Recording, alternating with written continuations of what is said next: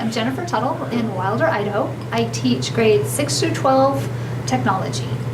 My superintendent came to me and said, hey Jen, we've got this great opportunity, and next thing I know, I've got plane tickets in my hand, a hotel room reserved, and we went to LA, myself and one other gentleman, and we got to go to the studio, and we learned how to hook up the wires, we learned how lighting works, how the characters move, we learned all kinds of stuff about sound, not only sound that the character might make, but also sound effects, sound proofing a room.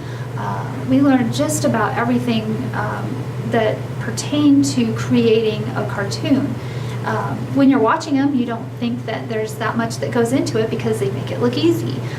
We met the actual writers, and they took us from the writing to the storyboarding, and then from the storyboarding to the actual animation and things like that. So it was an amazing experience.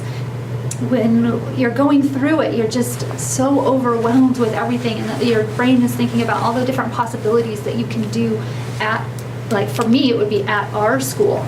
Once we were done with the whole experience, we kind of, the gentleman that I was with, we visited and chatted over about how, what are our first steps? What do we want to do first? Kind of laid out a plan, and that's what's working right now today for our students on our rollout day. And it's overwhelming, but it's such a good overwhelming feeling because you're finally embraced with something that is K-12. I mean, it's not just, okay, here's for your middle school students, here's for your high school students, here's something K-12 that kids can work all the way up from kindergarten all the way up to when they're 12th grade, getting ready to venture off into the world. I can't even fathom what these cartoons are going to look like for these kids in 12 years when they've had all of this experience. I mean, they might just be able to hop right off into the industry and make a living right out of high school. That's, to me, is amazing. It's an amazing opportunity for our kids. Over the span of 23 years, I can't even think of one thing that I've had that is to this magnitude that would, to me, that would bring a student from barely learning how to tie their shoes and not knowing how to read, not knowing how to write, to being able to follow them all the way through grade 12 to where they're individuals, they're young adults going off into the world. This program will actually take those kids through this whole process. I can't think of anything that's ever done that. All right, one thing that I love about how this program is established is I can now have some of my upper, let's say 11th and 12th graders act as mentors. They could take what we've kind of learned in a little tiny broadcasting class here and apply it, and they could walk over into that lab and help kids with the lighting and with working with whatever they want. They can actually act as mentors, and I think that's an amazing skill for kids to have. The other one is a lot of jobs right now, and a lot of jobs that are out there haven't even been created yet for some of these kids that are coming up. But one of the overarching themes that's happening more and more is that you have to have those skills to work together and work in a team and work with multiple different peoples with multiple different strengths.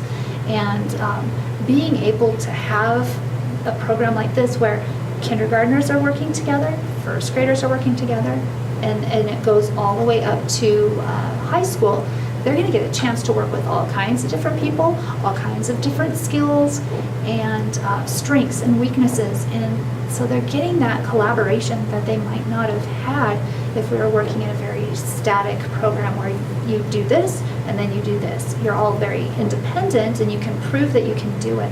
But can you do that when we throw in another person? Can you still get that job done? And so this is going to be really good to showcase to kids how to get things done in a group. That's sometimes difficult. Mm-hmm. I mean, there's all kinds of initiatives that come through, and they're the latest, biggest, greatest things, whole language, phonemic awareness, and all this. And yes, don't get me wrong, we have to have all of those. But here's whole language for first grade. That was one of the pendulums, and then it swings to something different. Well, we can't have whole language, we've got to have phonics. So it swings to another, and this I don't see a pendulum swing in. This is going to be that consistency that, yeah, there's going to be updates, and yes, there's going to be more, greater, there's probably going to add characters, maybe some backgrounds, maybe, you know, the assets are going to change, and the platform might change and mold into something different, but the underlying context of what it's doing, building story, building reading skills, that's consistent throughout the whole thing. So they could take what they learned in elementary and move it automatically into middle school. We don't have to reteach anything, okay, for the new kids, yes, but, and then from middle school into high school, and then they could add their personalities as they change and grow to their cartoons. I mean, I can't wait to see the cartoon of a first grade class that's now graduating. You know, what's that span? What's that cartoon going to look like when they're in 12th grade? It's amazing. I think that's a great opportunity. I think part of the digital citizenship component is that you have to be responsible for what you do. This is an educational platform.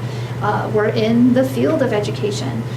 They have to be held responsible for that. So signing a contract, I think, is an amazing thing.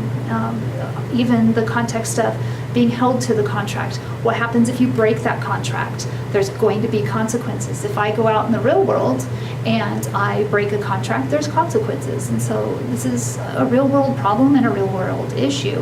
And I break a contract, there's consequences. And so this is a real world problem and a real world issue. I also feel that having it on YouTube is a great thing because it's an audience. They have to create for an audience. It's not that they're, you know, creating for their best buddy that thinks they're cool anyways. They're creating for a wide range of audience members.